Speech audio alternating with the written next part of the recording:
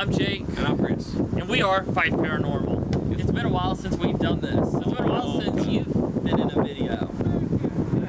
Life happens. Life happens. I had to take a break for a little while. Well, anyway, this is a quick little update video. If you've been watching our Facebook page, you know that we are working on a project about Joseph DeJarnette, Dr. Joseph DeJarnette, and the DeJarnette Sanitarium, and the whole story behind that. DeJarnette is a story that ever since we moved up there is just absolutely fascinating. Oh, yeah. Because there's no clear answer, there's no explanations, there's so many dead ends, yet hopeful, rabbit holes to go down. How many years have you been trying to get us in that building? Many years. So if anybody knows anyone that can legally get us in there, that would be cool.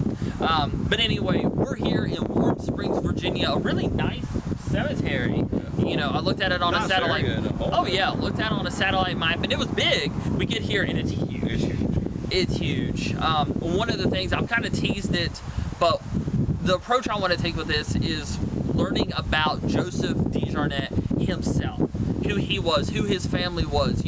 Is there anything in the DeJarnette story that can kind of explain or kind of provide information to the DeJarnette Sanitarium? Yeah, because I think a lot of things could be interconnected. I'm just here tagging along. No,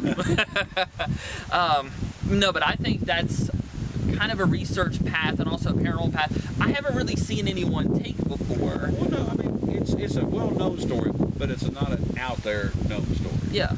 So a lot of the stuff you see is very cursory, and that's not to cut on anybody. There's some good stuff out there. Yeah.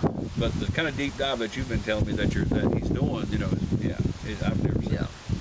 Yeah, because my first job was working with, local ghost tours, and it was at the DeJarnette Sanitarium on the grounds, and, heard the same stories. Even in the videos that we've done, we've told, the same stories. That's because pretty much when it comes to the historical record we do have, it's very minimal, and so a lot of the stories are going to be the same. So that's why I really want to take this different approach to see if during the course of this research, if we can uncover something new, something that might be able to help the puzzle historically and paranormally. Who knows what you're going to find? They go looking. Yeah. And plus, it's also interesting, the idea of, doing a spirit box session where Joseph DeJarnette is, seeing if maybe he might, tell us about the place, tell us about himself. You never know. So taking an approach like this, it is very different, but, in your experience doing investigations, looking into the people of a location, did you ever find if that helped an investigation, if it, hurt it, what are your kind of thoughts on that approach? Two minds on that, and we've had this discussion many a time. Yep. Number one, if you do a lot of research prior to going to a location, it helps with the investigation. Yeah. Because you kind of know where to go look, who to ask for, certain things to watch, and all that. The other side of it is if you get a piece of information during an investigation, and then you have that piece of evidence, quote unquote evidence, substantiated by further research, then it adds to the validity of the investigation. There you go. Yeah, out of practice. So I always like going in with cursory knowledge. I don't like to go in totally blind. Yeah. But like where you're a total researcher, I'm more of an experiencer. Yeah.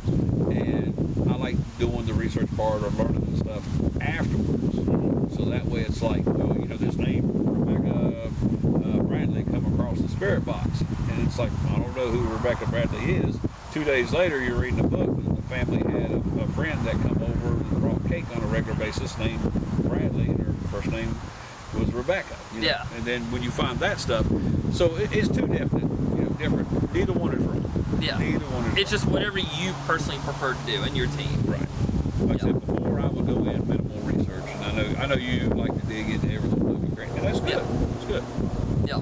But That was one of the things we would do, though, is you would have all the knowledge, and then if I found something, then I could be like, hey, that lines up with this, and this. But yeah, we're going to be doing some filming here in Warm Springs.